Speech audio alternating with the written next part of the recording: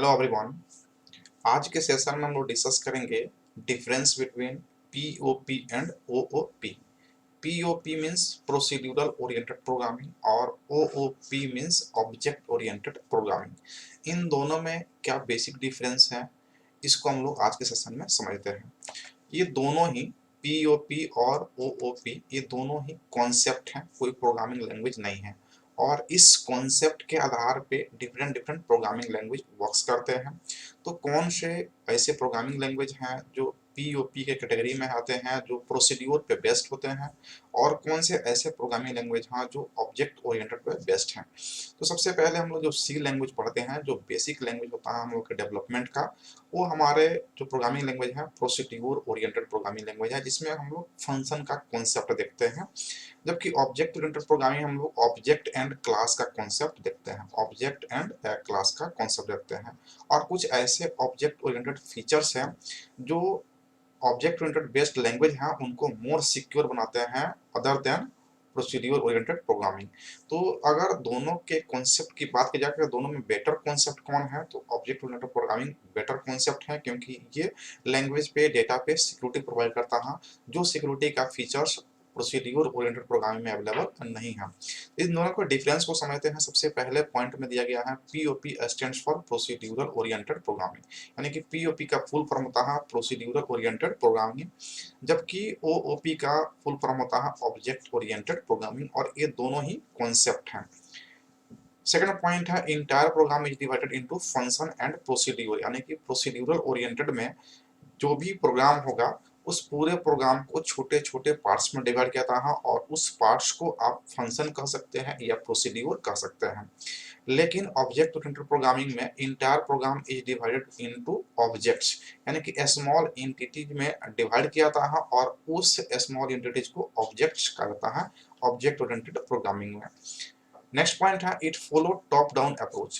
Programming का जो approach है वो प्रोसीड्यूरल ओरिएंटेड टॉप डाउन को फॉलो करता है, जबकि object oriented bottom up approach को फॉलो करता है।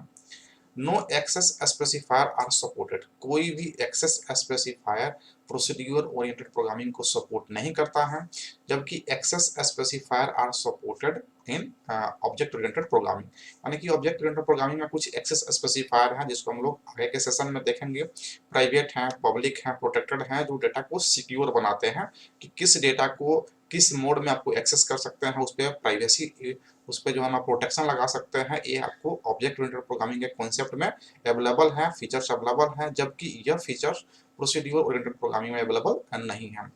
Here no concept of overloading, यानी कि जो प्रोसीड्यूर ओरिएंटेड प्रोग्रामिंग होंगे उसमें ओवरलोडिंग का कोई कॉन्सेप्ट नहीं है, जबकि यहाँ पे it overloads function, constructor, destructor and operators, यानी कि ऑब्जेक्ट ओरिएंटेड प्रोग्रामिंग में इस ओवरलोडिंग का कॉन्सेप्ट है। ओवरलोडिंग क्या होता है हम आगे के सेशन में डिस्कस करेंगे। Inheritance is not supported, inheritance जो है ना पीओपी में सपोर्ट नहीं करता है, जबकि इनहेरिटेंस फीचर्स जो है ना ओओपी को सपोर्ट करता है, और ये मोर बेटर बनाता है पीओपी के रेस्पेक्ट में, क्योंकि यहाँ पे कोड का रीयूजेबिलिटी हम लोग कर सकते हैं। वन टाइम्स कोड को जनरेट करते हैं, लिखते हैं, और मल्टीपल टाइम उसको रीयूज कर लेते हैं। ये फीचर्स ऑब्जेक्ट ओरिएंटेड प्रोग्रामिंग में अवेलेबल है, जो पीओपी में अवेलेबल नहीं है। नेक्स्ट पॉइंट है no data hiding is present, कोई डेटा हाइडिंग प्रेजेंट नहीं है, यानी कि ये फैसिलिटी नहीं है कि आप डेटा को हाइड कर सकते हैं। जो रिक्वायर्ड डेटा है उसको दिखाएं और जो रिक्वायर्ड नहीं है उसको हाइड कर दें, ऐसा कोई फैसिलिटी जो है ना प्रोसीड्यूर ओरिएंटेड प्रोग्राम में अवेलेबल नहीं होता है। सो डेटा इज इनसिक्योर, यही कारण है कि इसमें जो डेटा होते हैं वो इनसिक्योर होते हैं। जबकि ऑब्जेक्ट ओरिएंटेड प्रोग्रामिंग की बात करें तो encapsulation and abstraction is used for data hiding, यानी कि इसमें जो है ना डेटा हाइडिंग के लिए फीचर्स अवेलेबल हैं, तो जो डेटा रिक्वायर्ड नहीं है यूजर्स के लिए उसको हाइड कर दिया जाता है। इनकैप्सुलेशन एब्स्ट्रैक्शन क्या होता है हम आगे के सेशन में डिस्कस करेंगे तो क्लियरली समझ में आ जाएगा।